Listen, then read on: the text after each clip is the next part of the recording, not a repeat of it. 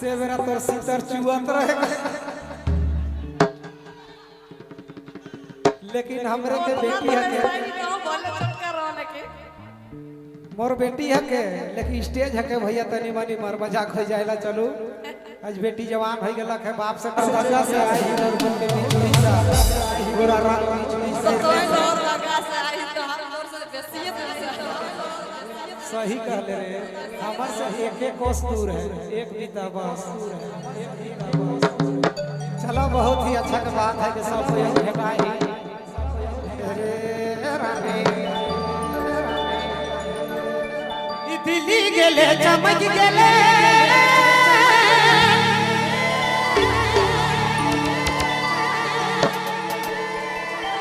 ही गाँव लग हिला देले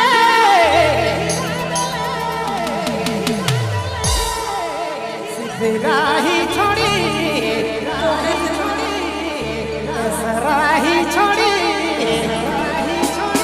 हरी ना बन गेले।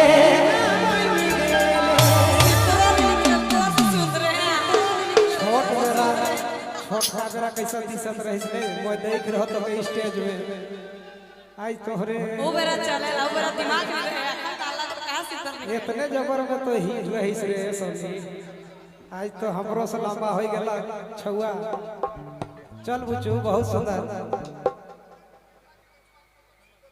देख लो हुलास बाबा द हकीकत बोल देले के मांदर में बैठाए के एकदम सही बात है नचुआ है एकदम से बेरा तोर सीतर चुअत रहेगा। लेकिन हमरे के बेटी है के मोर बेटी है के लेकिन स्टेज है के भैया तनी मनी मर मजाक हो जाएला। चलू आज बेटी जवान हो गेला है बाप से टक्कर लेवा थे। अरे दिया चलू भैया बहुत अच्छा